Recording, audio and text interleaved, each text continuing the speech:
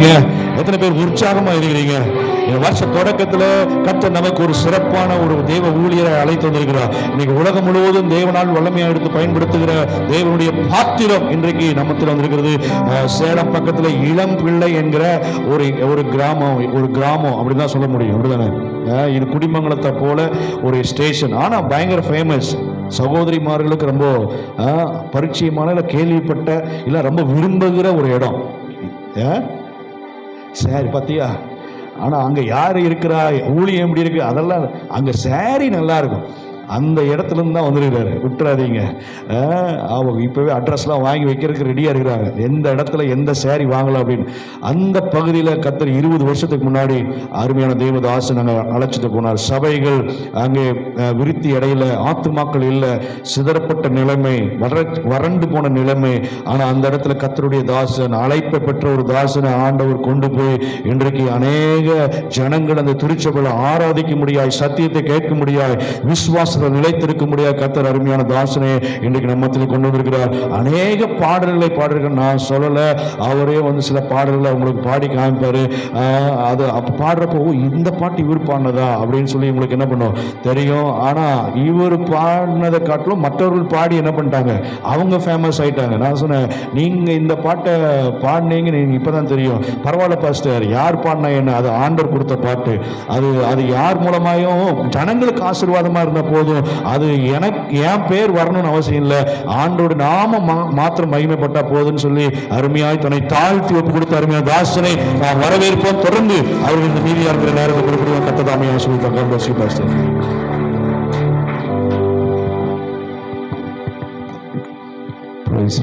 ஹல்லேலூயா, ஹல்லேலூயா. ஆண்டவராகிய இயேசு கிறிஸ்துவின் நாமத்தினாலே உங்களை நான் வாழ்த்துகிறேன். பக்கத்தில் கை கொடுத்து உங்களை பார்க்கறது சந்தோஷம்னு சொல்லுங்க. நீங்க வந்தது சந்தோஷம். கர்த்தர் நல்லவர். உங்களை எல்லாரையும் பார்ப்பதிலே நான் உண்மையாகவே மகிழ்ச்சி படுகிறேன். ஆண்டவர் இந்த புதிய வருடத்தில் எல்லா கிருபைகளையும் கொடுத்து கர்த்தர் நம்மை மேன்மைப்படுத்துகிறவர். விசுவாசிக்கிறீங்களா? விசுவாசிக்கிறீங்களா?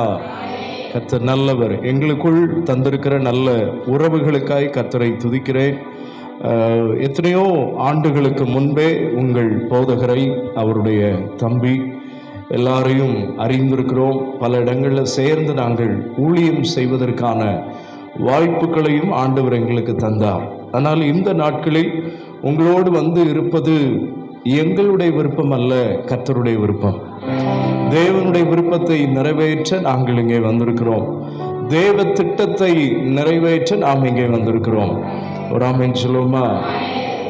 நாங்கள் உள்ளே வரும்போது, சர்ச்சுக்குள்ளே வரும்போது, நீங்கள் தானே பிரதர் நடத்திட்டு இருந்தீங்க? ஆமாம். நடத்தும் போது முக்கியமாக ஒரு காரியத்தை சொல்லிட்டு இருந்தான். எத்தனை பேருக்கு அது ஞாபகம் இருக்குன்னு தெரில. 5 அப்பம் என்ன சொன்னாங்க அதை பற்றி? 500 பேர் கொடுத்தாங்களா? சரி, வேற என்ன சொன்னாங்க? வேற என்ன சொன்னாங்க? இது நீங்க சொல்றதெல்லாம் உங்களுக்கு தெரிஞ்சது. அவருக்கு மூலம் என்ன வந்துச்சுன்னு கேட்டேன், என்ன சொல்லப்பட்டுச்சுன்னு கேட்டேன்.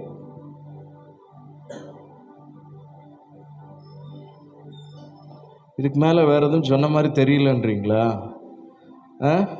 சரி, எல்லாரும் திருப்புங்க பார்ப்போம். மார்க் எழுதின சுவிசேஷம் 6வது அதிகாரம். மார்க் எழுதின சுவிசேஷம் 6வது அதிகாரம் 42, 43. மார்க் எழுதின சுவிசேஷம் 6வது அதிகாரம் 42, 43 ஆகிய வசனங்களை சத்தமா ஒருவர் வாசிக்கும்படி கேட்கிறேன்.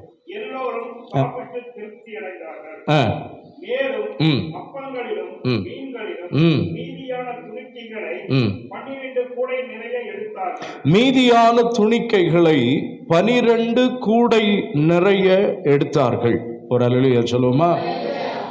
வருஷ ஆரம்பத்தில் நம்ம இருக்கிறோம். எத்தனை பேர் அதில் சந்தோஷப்படுறீங்க? பிரசங்க குறிப்பு எடுக்கிற பழக்கம் எல்லாருக்குள்ளேயும் வரணும். ஒரு ஆமென் சொல்லுங்க. அது ரொம்ப நல்ல பழக்கம். நாங்கள் குறிப்புன்னு சொல்லி எழுத தெரியாத வயசுல இதை எழுத ஆரம்பித்தோம். என்னுடைய பெற்றோர்கள் அதை எனக்கு கற்றுக் கொடுத்தார்கள்.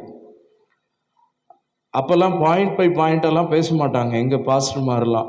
அப்படியே பேசுகிறத எங்களுக்கு என்ன தெரியுதோ எழுதுங்கன்னு சொல்ல மாட்டாங்க. ஆனால் எழுதி பழகணும். பிரசங்க குறிப்பு எழுதுறது ரொம்ப நமக்கு பிரயோஜனத்தையும் உண்டு பண்ணும். ஆமென் சொல்லுங்க. ஒருவேளை இதுவரைக்கும் அந்த பழக்கம் உங்களுக்கு இல்லாதிருந்தால் இந்த வசனத்தை எழுதி வைங்க. இப்போ நான் வாசிக்க சொன்னேன்ல, என்ன வாசித்தோம்? மார்க் எழுதின சுவிசேஷம் 6வது அதிகாரம் 42, 43 அப்படின்னு எழுதிக்கணும். சரியா? இப்படி நீங்கள் எழுத ஆரம்பிங்க. இந்த ஆண்டு முடிவில் நீங்கள் எழுதினதெல்லாம் உங்களுக்கு கிடைக்கிற நேரத்திலெல்லாம் படிச்சிங்கன்னா நீங்கள் எழுதின அந்த வார்த்தைகள் மூலமும் கர்த்தர் உங்களோடு பேசுவார். ஒரு ஆமென் சொல்லுங்க. இன்னைக்கு பேசப்படுற வார்த்தை இன்னைக்கு மறக்கிற மாதிரி தெரியும், இன்னும் ஒரு 10 நாளைக்கு அப்புறம் ஞாபகம் இருக்குமா தெரியல. ஆனால் நீங்கள் எழுதுகிற பழக்கத்தை நீங்கள் கை கொள்வீர்களானால் அது உங்களுக்கு ரொம்ப பிரயோஜனமாக இருக்கும். நான் போகிற எல்லா இடங்களிலும், ஈவன் வெளிநாடுகளிலேயும் கூட இதை நான் முக்கியப்படுத்துகிறேன். பிரசங்க குறிப்பு எடுங்க, எடுத்து பழகுங்க அப்படி சொல்கிற ஒரு பழக்கத்தை நான் உங்களோடும் பகிர்ந்து கொண்டதற்காக கர்த்தரை துதிக்கிறேன். சரியா? இது வரைக்கும் ஒருவேளை நீங்கள் எழுதுவதற்கு ஆயத்தமாக இல்லைன்னா அடுத்த வாரம் வரும்போது ஆயத்தத்தோடு வாங்க. முக்கியமாக வாலிபர்கள் நீங்கள் கண்டிப்பாக எழுத வேண்டும். ஒரு அல்லேலூயா சொல்லுமா? வாலிபர்கள் மட்டுமா? நாங்கள்லாம் எழுதலாமா? எல்லாரும் எழுதலாம். எழுதுவதற்கு தெரிந்த, கற்றுக்கொண்ட, கற்றறிந்த, பட்டறிவுள்ள யாவரும் செய்ய வேண்டிய ஒரு காரியம். சரி, நல்லா கவனிங்க. சிம்பிளா இருக்கும் இந்த செய்தி. சில குறிப்புகளை, நம்முடைய வாழ்க்கையோடு ஒத்து போற சில குறிப்புகளை சொல்லி உங்களுக்காக ஜெபிக்க போறோம். ஆண்டவர் நல்லவர். போன வருஷம் நான் கேட்குற கேள்வியை நல்லா மைண்டில் வச்சு பதில் சொல்லணும், மனசில் வச்சு பதில் சொல்லணும். இது எந்த வருஷம்? 2000. போன வருஷம் என்ன வருஷம்? 2025 எனக்கு நல்லா போச்சுன்னு சொல்கிறவங்க உண்மையாக கை வைத்தணும். எனக்கு 2025 நல்லா போச்சு அப்படின்னு சொல்கிறவங்க உண்மையாக கை வைத்தணும். இப்போ கை வைத்துனீங்கன்னா என்னது நல்லா போச்சுன்னு கேட்பேன். இனி உயர்த்துவோம், இனி உயர்த்துவோம். எத்தனை பேருக்கு நல்லா போச்சு? யாருக்குமே நல்லா போகலையா? அப்போ இந்த செய்தி உங்களுக்கு தான். ஆமாம், 2025 நம்ம நினைச்சது நடந்துச்சா? நடக்கலைன்னு உங்க மனசு சொல்லிச்சுன்னா, 2025 எனக்கு பிஸ்னஸ்ல நஷ்டம் அப்படி சொல்றவங்க இருக்கலாம். 2025 சண்டையாவே போயிடுச்சு, ஒரு சமாதானமே இல்லை. 2025 நிறைய வேலை இருந்துச்சு, ஆனால் வருமானம் பத்தலை. 2025 பல மாதங்கள் வியாதியிலே போயிடுது. 2025 பல மாதங்கள் கண்ணீர்லே போயிடுது, கஷ்டத்திலே போயிடுது. நான் நினைச்சது எதுவுமே நடக்கல. பிள்ளைகளை வச்சு சில காரியத்தை திட்டமிட்டேன், செய்ய முடியல. பிஸ்னஸ் அடுத்த கட்டத்துக்கு கொண்டு போகலான்னு நினைச்சேன், முடியல. இப்படி இல்லை, நடக்கவில்லை, முடியவில்லை என்றுதான் ஒரு பெரிய லிஸ்ட் போட முடியும். ஆனா நீங்க எல்லாம் பாக்கியவான்கள். ஒரு ஆமென் சொல்லுங்க. இந்த செய்தியை கேட்க போற நீங்க பாக்கியவான்கள். இந்த 2026 எப்படி இருக்க போகுதுங்கிறத கர்த்தர் இந்த வசனத்துல சொல்றார். எப்படி இருக்க போகுது தெரியுமா? எல்லாரும் சாப்பிட்டு என்ன அடைவார்கள்? என்ன அடைந்தார்கள்? அடுத்த வசனத்துல மேலும் அப்பங்களிலும் மீன்களிலும் மீதியான துணிக்கைகளை 12 கூடை நிறைய. ரைட், இந்த 2 வசனத்திலிருந்து 2 வார்த்தையை எடுக்கிறேன். அதுதான் இந்த வருஷம். என்ன? 2 வார்த்தை. ஒன்று திருப்தி, இன்னொன்று மீதி. ஒரு ஆமென் சொல்லுங்க. இந்த 2026 ஆண்டவர் நம்முடைய சபைக்கு வாக்குத்தத்தங்களை கொடுத்திருப்பார். கொடுத்தாரா? எஸ். உங்களுக்கு ஆண்டவர் தனிப்பட்ட விதத்துல வாக்குத்தத்தங்களை கொடுத்திருப்பார். கொடுத்தாரா? இந்த வாக்குத்தத்தங்களின் மூலம் 2 நடக்க போகுது உங்க ஒவ்வொருத்தருக்கும். எனக்கு ஆண்டவர் இந்த வருஷம் கொடுத்த வாக்குத்தத்தம் இது நான் கையில் வச்சிருக்கேன். என்ன? நீங்கள் 1000 மடங்கு அதிகமாகும்படி உங்களை ஆசீர்வதிப்பாராக. உபாகமம் 1:11. நான் ஒவ்வொரு வருஷத்திற்குள்ளதையும் நான் பாதுகாப்பாக வச்சிருக்கேன் அந்த வாக்குத்தத்தங்கள் எல்லாம். இந்த வாக்குத்தத்தங்களை பத்தி ஒரு விஷயத்தை சொல்றேன். இந்த வாக்குத்தத்தங்கள் செல்லுபடியாகிற காலம் எவ்வளவு தெரியுமா இருக்காது? இந்த வாக்குத்தத்தம் எவ்வளவு நாள் வரைக்கும் வேல்யூ? புரியலையோ? எப்படி உள்ள வரைக்கும்? எத்தனை பேர் அதை விசுவாசிக்கிறீங்க?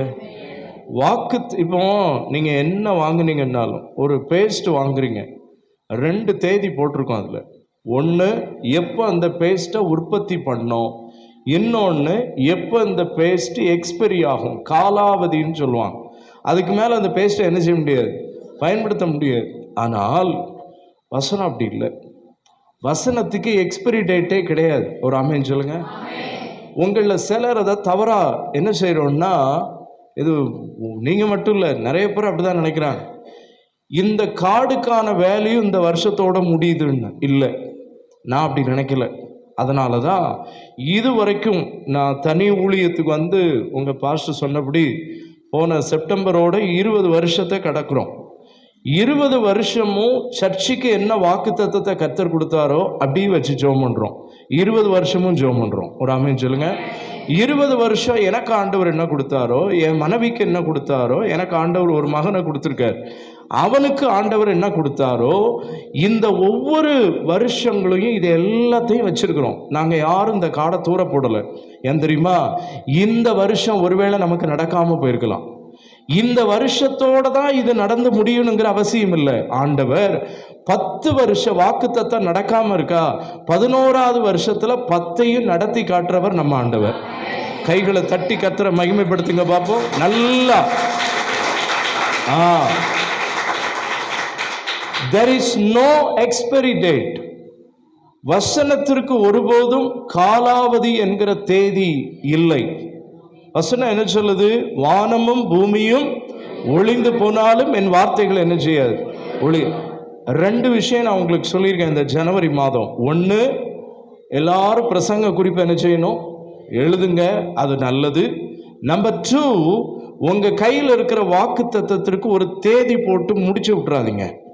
ஒருவேளை போன வருஷத்துக்குள்ளது உங்களில் யாருமே ஒரு சிலரை தவிர கை வைத்தல, போன வருஷம் உங்களுக்கு எப்படி போச்சு, அப்போ வாக்குத்தத்தம் நடந்துச்சுன்னா நல்லா போயிருக்கணும். அப்போ நடக்கலைன்னா போன வருஷத்தோடு அதை முடிஞ்சு போச்சா? இல்லை. 2026ல் 2025 கர்த்தர் சொன்னதை செய்ய முடியுமா முடியாதா? மனசை திறந்து வைங்க. பிரலுலியா சொல்லுங்க. மைண்டை திறந்து வைங்க. ஐயோ, போன மாதம் உள்ள வாக்குத்தத்தம் இந்த மாதம் நடக்குமா? நடக்கும். 400 வருஷத்துக்கு முன்னாடி சொன்னதை கர்த்தர் அப்புறமா செய்கிறவர். 100 வருஷத்துக்கு முன்னாடி சொன்னதை, ஆபிரகாமுக்கு 25 வருஷத்துக்கு முன்னாடி சொன்னதை 25 வருஷத்துக்கு அப்புறம் செஞ்சவர். ஒருவேளை நீங்க நினைக்கலாம், அப்ப நானும் 25 வருஷம் காத்திருக்கணுமா? இல்லை, நாளைக்கே கர்த்தர் செய்யலாம், அடுத்த வாரம் கர்த்தர் செய்யலாம், 2 வாரத்துல கர்த்தர் செய்யலாம். எப்போ அது நம்ம கைக்கு வரணுங்கிறது யாருடைய விருப்பம்? கைகளை உயர்த்தி ஆமென் சொல்லுமா. ஒரு பிள்ளை வேணும்னு நினைக்கிறது தப்பு இல்லை, அதை எப்போ கொடுக்கணுங்கிறது யார் மனசு? எப்போதும் இன்னொன்று சொல்லிட்டு நான் உள்ள போறேன். ஆண்டவரே, என் ஆசை இதுப்பா, இதை எனக்கு செஞ்சு கொடுங்கன்னு கேட்காதீங்க. என் ஆசை இதுதான் உங்க ஆசையுமா இருந்தா எனக்கு அதை கொடுங்க. இதுதாங்க ஜெபம். இந்த வருஷத்துல இப்படி ஒரு ஜெபத்தை ஸ்டார்ட் பண்ணுங்க. அந்த நம்ம ஒரு குஷ்டரோகி ஆண்டவற்றை வரும்போது அவன் இப்படிதான் சொல்றான், என்னை சுத்தமாக்க உம்மால் ஆகும். எத்தனை பேர் ஆமென் சொல்றீங்க? ஒரு காரியம் நல்ல மனசுல வைங்கன்னா, இந்த சர்ச்சுக்குள்ள ஒருவேளை வந்து 1 வருஷம் 2 வருஷம் இன்னும் நான் ஞானஸ்நானம் எடுக்கல, இன்னும் நான் ஆண்டவரை பத்தி தெரிஞ்சுக்கலன்னா, ஒரு காரியத்தை மட்டும் சொல்லித்தாரேன் புதியவர்களுக்கு. இந்த குஷ்டரோகி நமக்கு சொல்லித்தராத என்ன தெரியுமா? இந்த கட்டடத்துக்குள்ள வந்துட்டா இங்க யார் இருக்கிறா? இயேசு. எல்லாரும் சொல்லுங்க அந்த பேரை. இந்த இயேசுவால என் பிரச்சனைக்கு பரிகாரம் உண்டு. இந்த இயேசு என் பிரச்சனைக்கு ஒரு தீர்வு. இதைத்தான் அவன் சொல்றான். என்னை சுத்தமாக்க உம்மால ஆகுமான்னு கேட்கல, என்ன சொல்றான்? உங்களால முடியும். எத்தனை பேர் நம்புறீங்க? கடனோட, கஷ்டத்தோட, பிரச்சனையோட, போராட்டத்தோட, கண்ணீரோட, அவமானத்தோட, இல்லாமையோட, நெருக்கத்தோட, நஷ்டத்தோட, வியாதியோட, பலவீனத்தோட, ஆமென், குடும்ப பிரச்சனையோட, யாரோ நமக்கு செய்வின, யாரோ நமக்கு பில்லி சூனிய வச்சுட்டாங்க, தெரியல என்னன்னு தெரியல, எனக்கு தொழில மாறி மாறி நஷ்டம், மாறி மாறி போராட்டம், மாறி மாறி பிரச்சனையா இருக்குதுன்னு என்னன்னே தெரியாம உட்கார்ந்துருக்கீங்களா? நீங்க என்னன்னே தெரியாம உட்கார்ந்து இருக்கிற பிரச்சனைக்கும் இயேசுதான் பரிகாரி. என்னை சுத்தமாக்க உம்மால் ஆகும், என் கடனை மாற்ற உம்மால், என் பிரச்சனைக்கு தீர்வை கொடுக்க உம்மால், எனக்கு வந்த நஷ்டத்திலிருந்து என்னை மேல கொண்டு வர உம்மால் ஆகும்னு சொன்னீங்கன்னா உங்களுக்கு அது அப்படியே நடக்கும். இந்த குஷ்டரோகிக்கு அதாங்க நடந்துச்சு. அவன் வரும்போதே எனக்கு இந்த வியாதியை குணமாக்குவீங்களான்னு கேட்கல, குணமாக்குங்கன்னு சொல்லல, என்னை சுத்தமாக்க உம்மால முடியும்னு எனக்கு தெரியும். அதுதான் விசுவாசம். இந்த பில்டிங்குள்ள வந்துட்டீங்கன்னாலே உங்க தேவை, உங்க பிரச்சனை, உங்க காரியம் எல்லாத்தையும் ஒருத்தர் சுமந்து பாருன்னு நீங்க நினைக்கணும். அவர் பேர் என்ன? மறுபடியும் சொல்லுங்க. இந்த பேரை நீங்க உச்சரிக்க உச்சரிக்க உங்க வாழ்க்கையில் உள்ள பிரச்சனைகள் எல்லாம் உதிர ஆரம்பிக்கும். இந்த பேரை நீங்க சொல்ல சொல்ல சொல்ல அந்த போராட்டங்கள் எல்லாம் உதிர ஆரம்பிக்கும். உங்களை அறியாத ஒரு சந்தோஷம் அப்படியே உங்களை நிரப்பிடும். நீங்க அவருக்கு பிள்ளையா மாறிடுவீங்க. அல்லேலூயா சொல்லுவோமா? அப்போ போன வருஷத்துல கர்த்தர் சொன்னதை இந்த வருஷமும் என்ன செய்ய முடியும்? அதான் உண்மை. போன வருஷத்துல ஆண்டவர் எனக்கு கொடுத்த வாக்கை இந்த ஆண்டில் நிறைவேற்ற அவரால் கூடும். ஒரு அல்லேலூயா சொல்லுமா? சரிங்க, இந்த வருஷம் எனக்கு எப்படி இருக்கும்?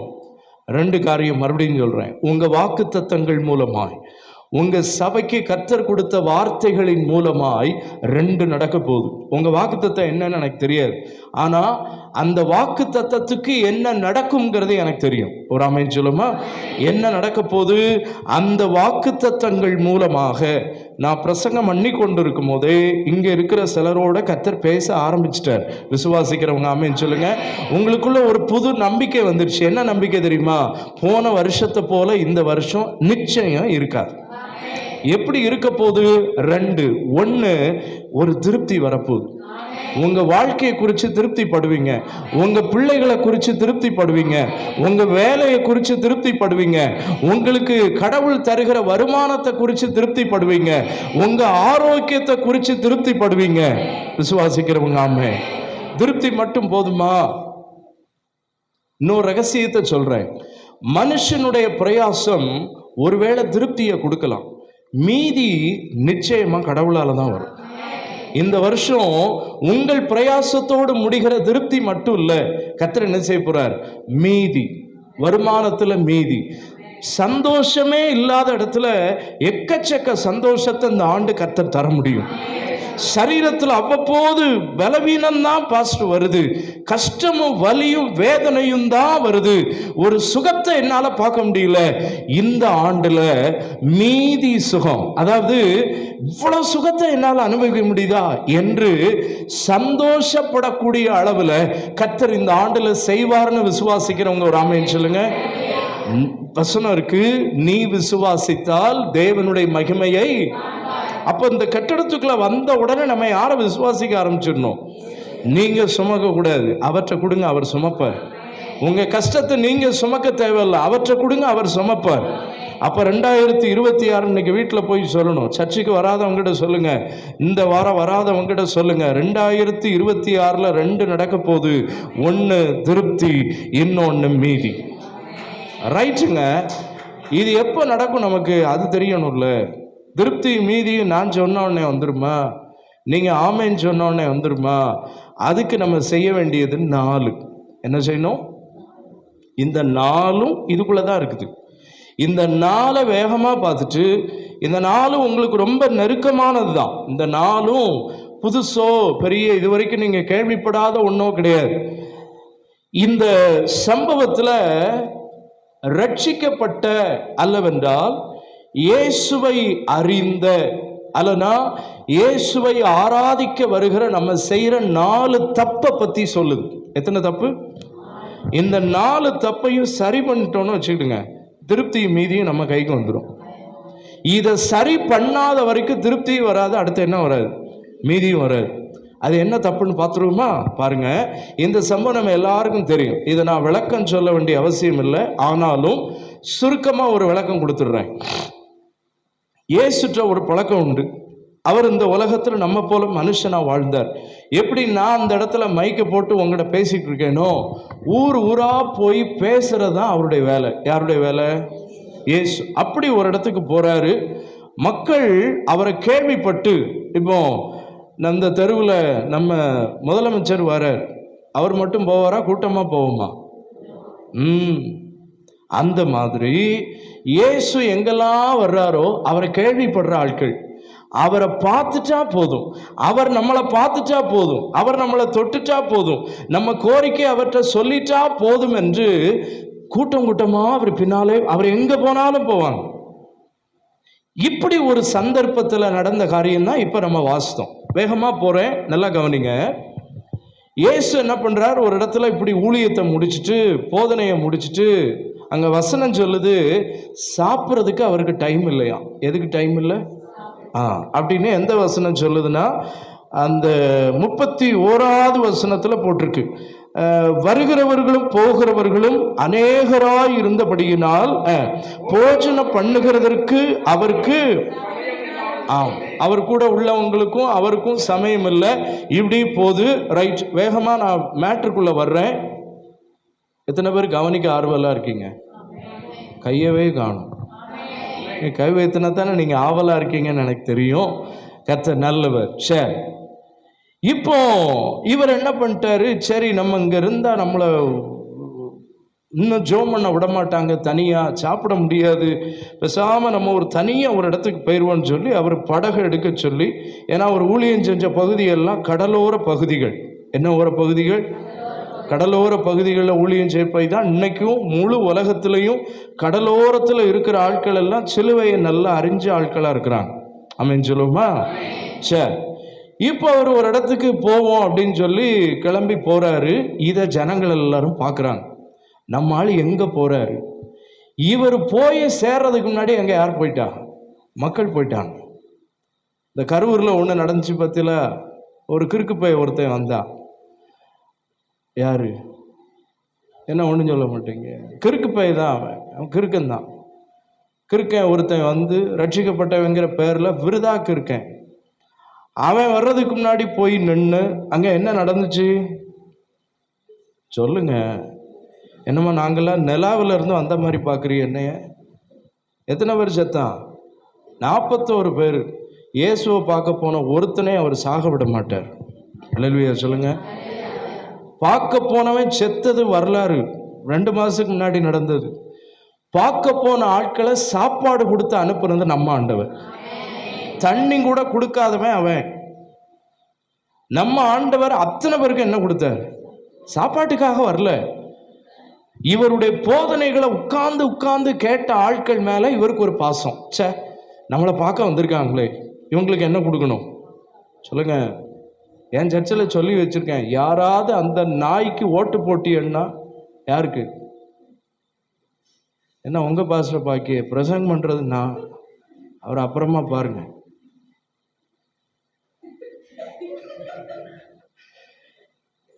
என் சர்ச்சில் ஒருத்தன் ஏழுமலைன்னு ஒருத்தன் ஸ்டேட்டஸ் வச்சிருக்கான். அவன் படத்தை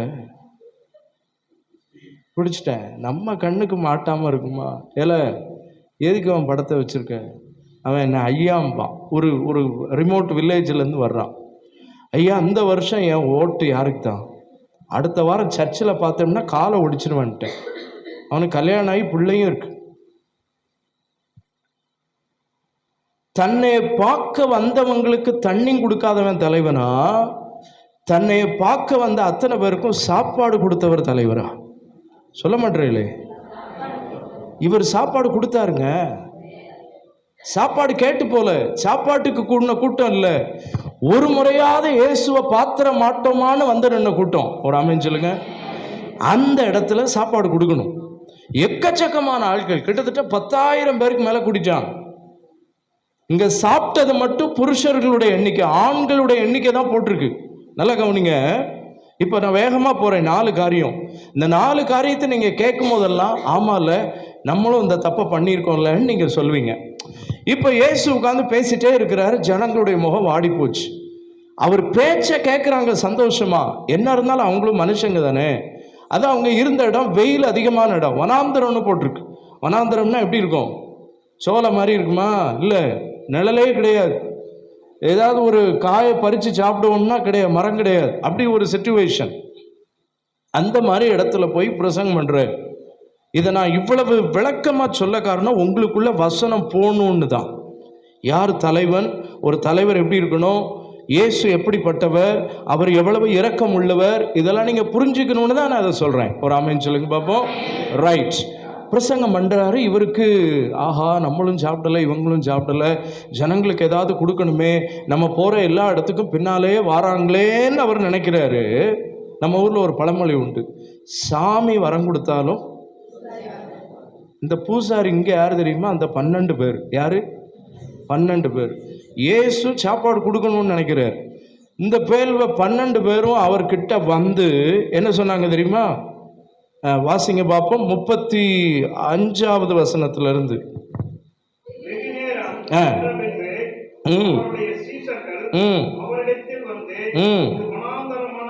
இது என்ன இடம்? அடுத்து டைம் ஆயிடுச்சு. 3வது. யார் சொல்றா? யார்கிட்ட? இயேசு மனசு அவருக்கு தெரியுது. ஒரு ஆமென் சொல்லுங்க. இயேசுனுடைய மனசு சீஷர்களுக்கு தெரியுது. இந்த ஆள் எப்படி உங்களுக்கெல்லாம் என்ன கொடுப்பாரு, சாப்பாடு கொடுக்கணும்னு சொல்லிட்டு நம்மளை வேலை ஏவிடக்கூடாது. மொத்தம் எத்தனை பேர் தான்? அவங்க 12 பேர். இந்த இடத்துல இவங்களுக்கு எப்படி சாப்பாடு கொடுக்க முடியும்? ஸோ மேட்ரை போய் அவர்கிட்ட சொல்லுவோன்னு போய் சொல்றாங்க. வனாந்தரமான இடம், வெகு நேரம் ஆயிற்று, புசிக்கிறதற்கும் இவர்களிடத்தில் ஒன்றுமில்லை, ஆகையால் வாசிங்க பிரதர்.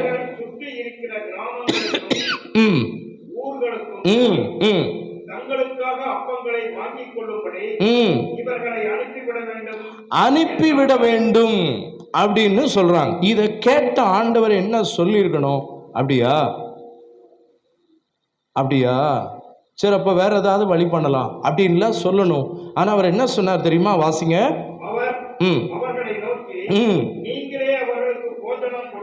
என்ன கொடுங்கள்? என்ன கொடுங்கள்? என்ன கொடுங்கள்? யாரே கொடுங்கள்? யாரே கொடுங்கள்? சொன்னது யாரு? போதும். கொடுக்க முடியாதுன்னு சொன்னது யாரு? ஆண்டவர். கொடுக்க முடியாதுன்னு சொன்னவங்களை பார்த்து சொல்றாரு, நீங்களே. அப்போ இவங்க சொன்ன இந்த நாளும் அங்கே சாப்பாடு வருவதற்கு எந்த தடையும் இல்லை. ஒரு ஆமென் சொல்லுங்க பாப்போம். நல்லா கவனிக்கணும். 4 விஷயம் சொன்னாங்க. நான் 4ன்னு சொன்னது இப்ப நீங்க வாசித்தீங்க. என்னதெல்லாம் தெரியுமா? வனாந்தரமான இடம் 1, எழுதிக்கோங்க. வனாந்தரமான இடம். 2வது வெகு நேரம் ஆயிற்று. 3வது ஒன்றுமில்லை, அந்த வார்த்தையெல்லாம் அங்க இருக்குது. 4வது அனுப்பிவிட வேண்டும். சரியா? 1 வனாந்தரமான இடம், 2 வெகு நேரம், 3வது ஒன்றுமில்லை, 4வது அனுப்பிவிட வேண்டும். இந்த 4 போன வருஷம் மட்டும் இல்லை, பிறந்ததுல இருந்து அதான் சொல்லிட்டு இருக்கோம். எந்த 4? சொல்ல மாட்டேங்களே.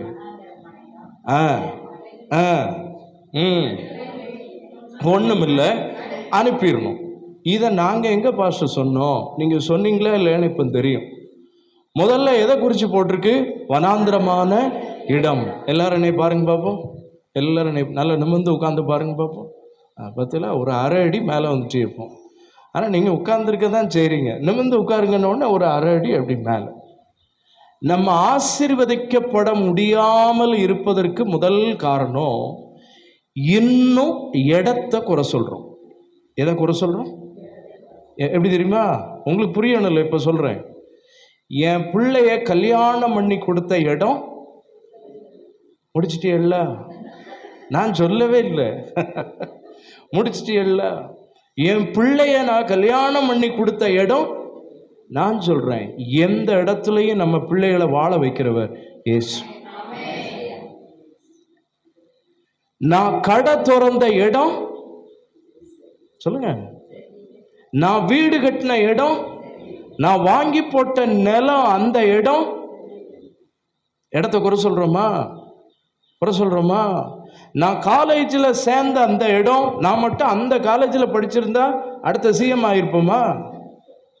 பேச்சு அப்படி. இவன் இந்த பையலுக்கு படிப்பு வரல, ஆனால் அவன் எது மேலே குறை சொல்கிறான்? காலேஜ்.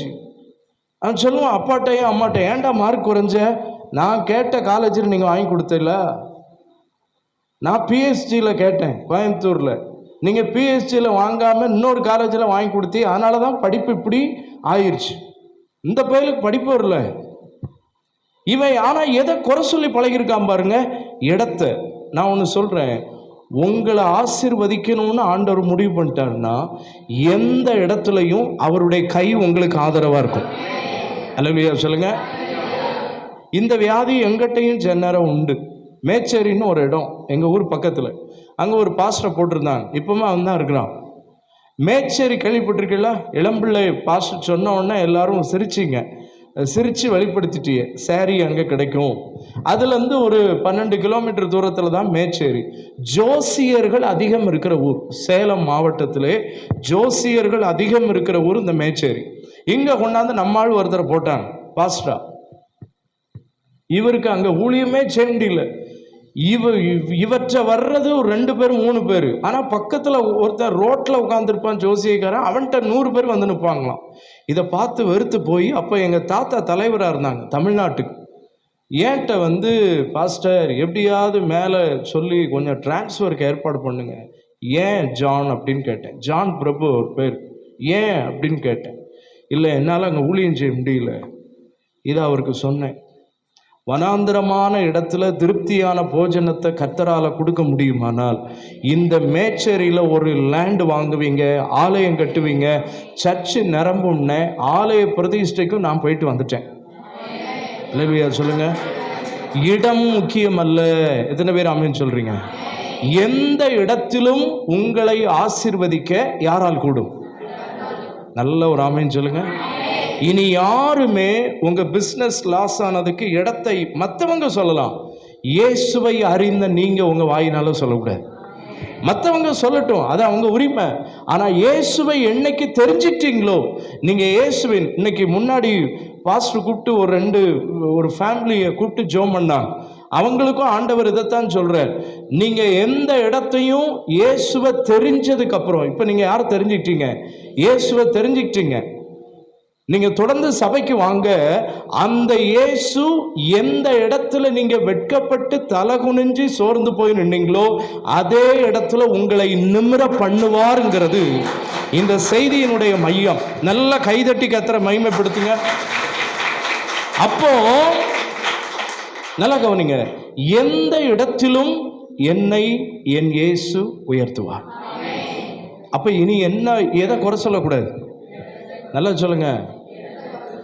எப்பெல்லாம் இடத்த குறை சொல்லுவோம்? கல்யாணம் பண்ணி கொடுத்தது, அப்புறம் படிக்கிறதுக்கு, வேற வேலைக்கு. Thanks brother. வேலை. நான் சீரியஸாக கத்தர் பேசுகிறார் உங்களோட. இங்கே யாரோ அப்படி இருக்கி, அதனால தான் உங்கள்கிட்ட இதை பேச வைக்கிறார் ஆண்டவர். இடத்த குறை சொல்லிட்டு இந்த வேலை மட்டும் எனக்கு இந்த ஆஃபீஸ்லேருந்து அந்த பில்டிங்க்கு போயிட்டா என்ன அமெரிக்க அதிபராக மாறிடுவோம். நம்மளா அப்படி நினைக்கிறது. எனக்குன்னே ஒருத்தன் வந்திருக்கான் பாரு பாஸ்ன்னு. நான் சொல்கிறேன், அந்த இடத்தில், அதே இடத்தில் உங்கள் கொம்புகளை உயர்த்துகிறவர் நாம் ஆராதிக்கிற தெய்வம். வேகமாக போகிறேன். 2வது என்ன சொன்னாங்க அவங்க? நேரம் பார்க்குற ஆட்கள் இருக்கிறோம் சபைக்குள்ள. உருப்படுவாங்களா? என்ன பார்க்குறோம்? என்ன சத்தம் குறையுது?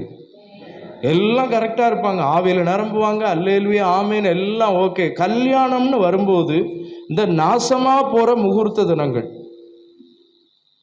என்ன தினங்கள்? என்ன சிரிக்கிய?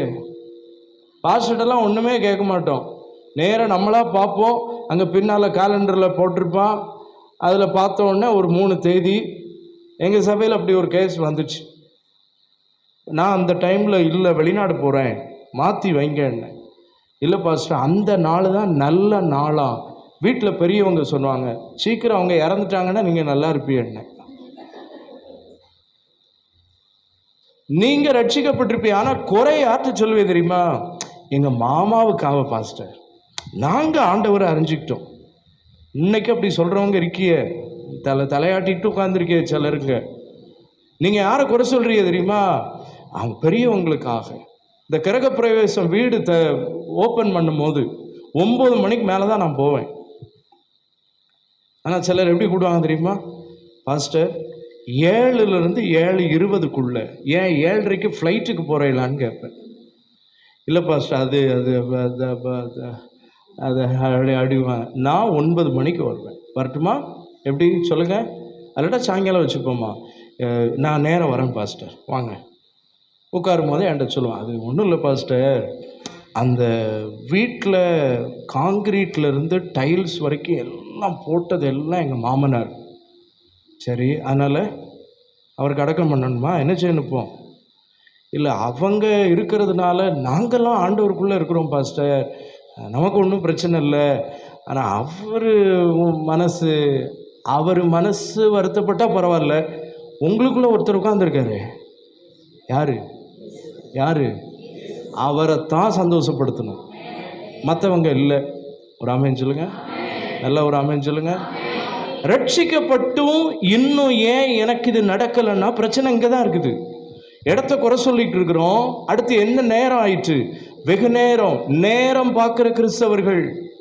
கல்யாணத்துக்கு நேரம், பிள்ளை வயசுக்கு வந்தால் அதை சொல்கிறதுக்கு ஒரு நேரம், பிள்ளை உண்டாகி திருமணமாகி பிள்ளை உண்டாகி தாய் வீட்டுக்கு போகும்போது நேரம்.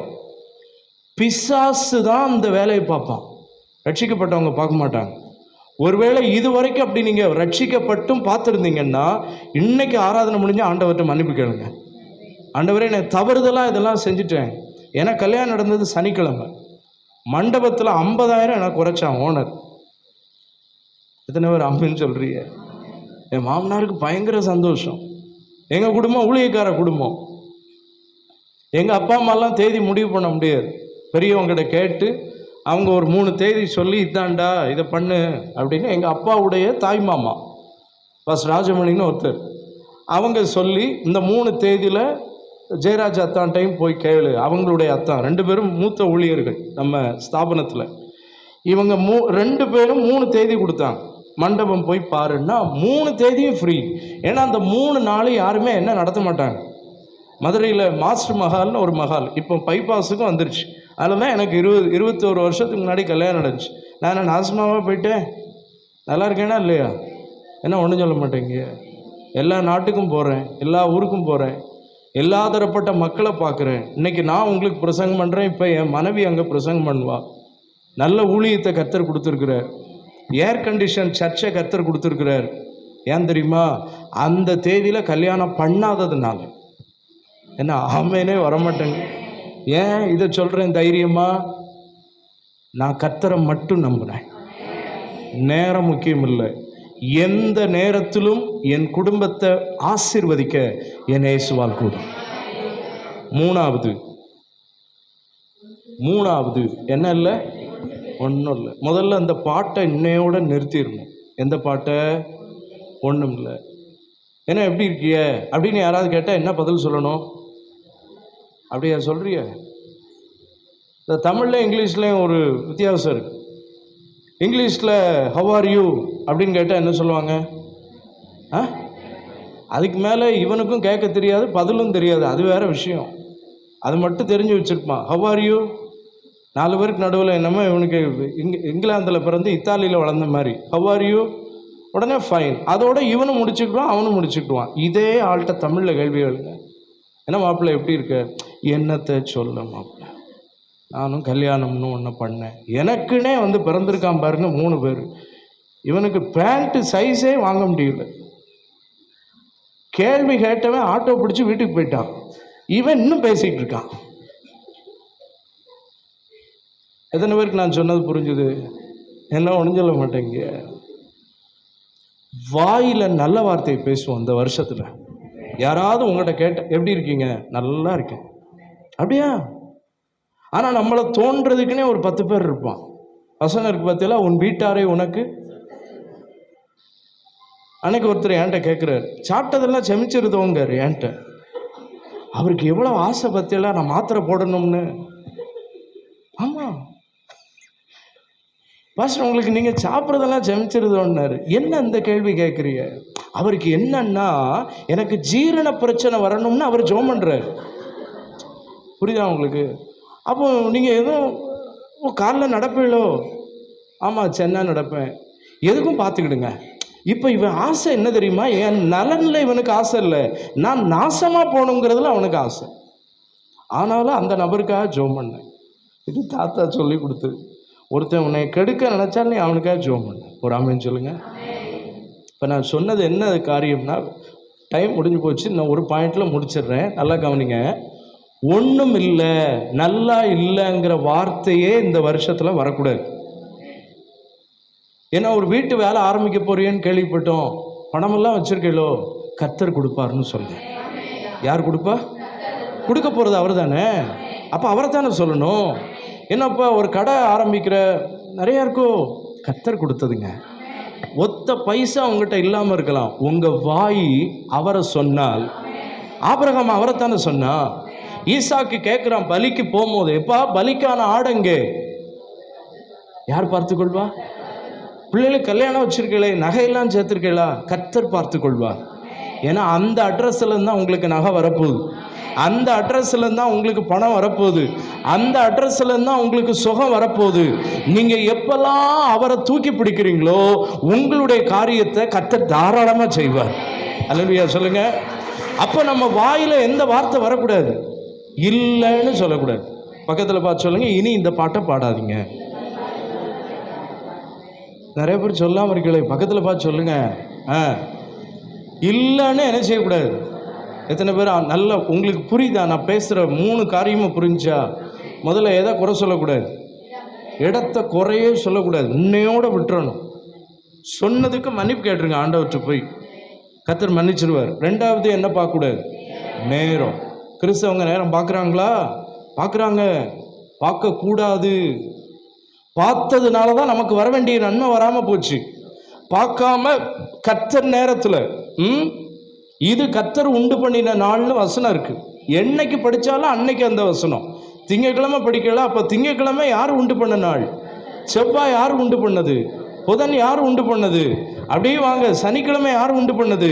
கர்த்தர் உண்டு பண்ண எல்லா நாளும் ரட்சிக்கப்பட்ட பைபிளை வாசிக்கிற நமக்கு நல்ல நாள் தான். 3வது நம்ம வாயில் என்ன வார்த்தை வரக்கூடாது? இல்லைன்னே சொல்லக்கூடாது. நல்லா இருக்கீங்களா? நல்லா இருக்கிறேன். பைபிளில் எல்லாருக்கும் உதாரணம் இருக்குது. டைம் இல்லை, அதனால் வேகமாக போகிறேன். ஒரு அம்மாட்ட போய் கேயாசி கேட்குறாரு, எலியாவுடைய சிஷிய பிள்ளை.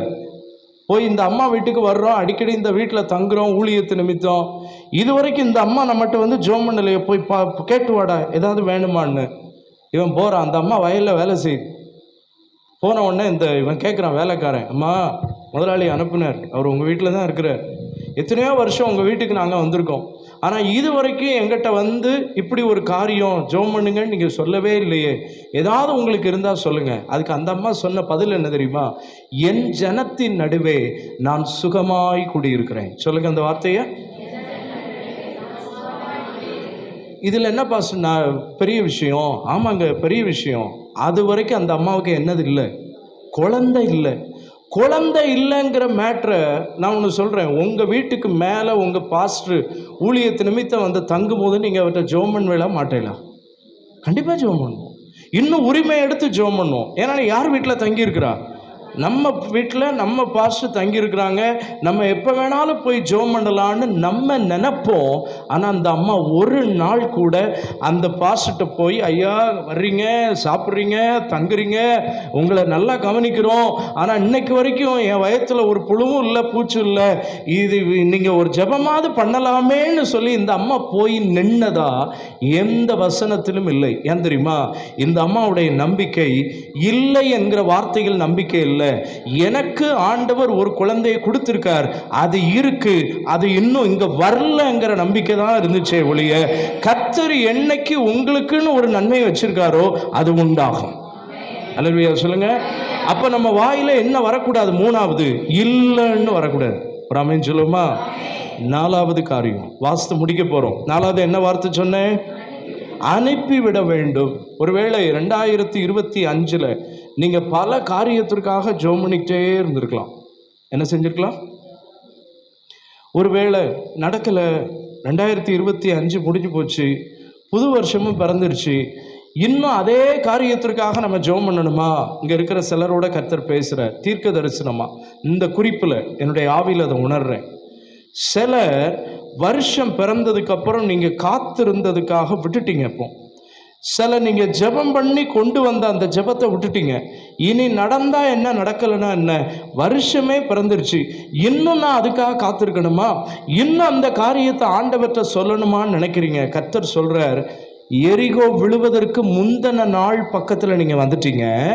இன்னும் கொஞ்சம் ஸ்தோத்திரமும் துதியும் உபவாசமும் இருந்தா இத்தனை ஆண்டுகள் காத்திருந்த அந்த நன்மையை இந்த 2026 ஆரம்ப நாட்களிலே கர்த்தர் உங்களுக்கு தருவார்.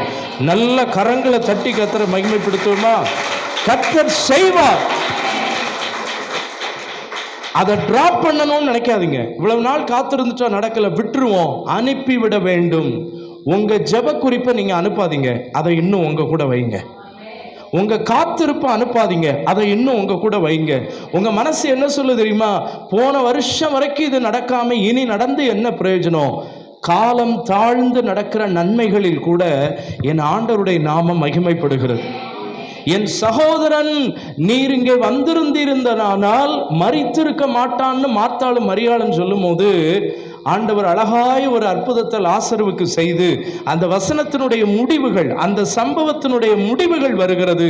அநேகர் அவர் மேரில் என்ன வைத்தார்கள்? விசுவாசம். ஒரு அல்லேலூயா சொல்லுங்க.